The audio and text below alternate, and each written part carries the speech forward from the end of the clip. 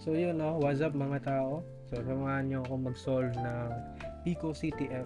Ah, so itong Pico CTF, ito yung capture the flag na kung saan kailangan mong i-penetrate or ma-solve ang isang problem or cybersecurity means to capture the flag. So magsisimula muna tayo sa easy. So sabi natin day 1 pa lang natin to. Although ang dami ko nang na-solve dito, pero anyway, lahat naman yung tatalakayin natin kapag nagkaroon ako ng oras. So ayun, for today's video, crack the gate 1 tayo. So ito ay web exploitation. So ibig sabihin, ito ay easy category na easy difficulty ng web exploitation category. So kapag sinabi nating web exploitation, kailangan nating ma-penetrate yung machine through web or through web services, website, or whatsoever. So ito yung description niya. Where in the middle of an investigation, one of our persons of interest, CTF player, is believed to be hiding sensitive data inside the restricted web portal. Okay, may web portal daw. We've uncovered the email address he uses to log in. So ito yung email address daw niya. Unfortunately, we don't know the password. And the usual guessing techniques haven't worked, but something feels off. It's almost like the developer left a secret way in.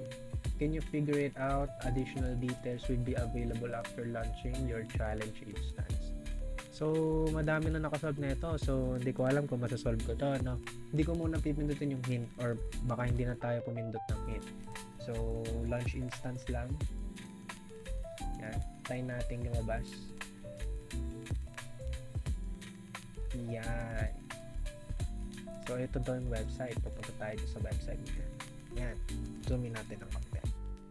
So, unang step natin, tignan muna natin yung source. Kasi sabi dito, developer left us secret way in.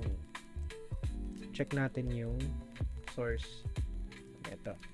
So, Safari ang gamit ko. So, yan. Check muna natin. Baka meron dito. So, merong dito, may something dito, no? May parang encrypted na emerald dito. Kung nakikita nyo to. So, possible na yan yung secret na sinasabi niya. So, kunin natin to. Yan. Kunin natin to and then punta tayo sa CyberChef. So, sa CyberChef, papakita ko sa inyo.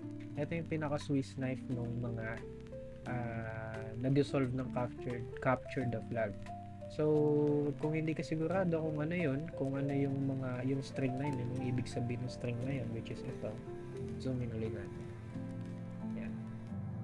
So, yan, may something dyan. So, check natin kung meron ba siyang specific combination or shifting, Caesar cipher, mga ganun. So, check muna natin route 30.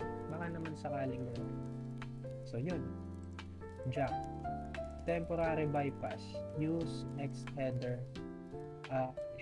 X dev access. Yes. So, ayun ang sabi. So, copy natin to. So, gagamitin daw natin yung header na x-dev-access. So, gagawin natin yung dito. Go open ang terminal.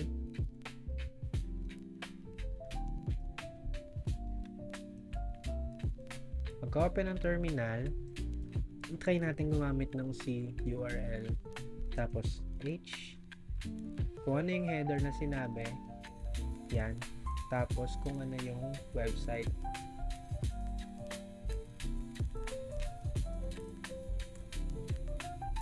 Yan. So, mukhang kailangan nating mag-login. And then, after natin mag-login, makukuha na natin yung flag. So, lagyan natin yung header dyan. Tapos, /login. Tapos, ang ating request ay post ang ating verb. User not found. So, kailangan malaman natin kung ano yung user. Copy natin and then paste natin dito. And enter. Oops! Yung mali. So, ito na yung flag natin. Pico CTL. Ayan. So, copy natin. Pagka-copy, paste natin dito. Tignan natin kung tama. So, yun. Yan lang i-solve yung natin, crack the gate. So, yun muna, no. Next natin yung, yung ibang lesson naman. So, yun lang. Salamat.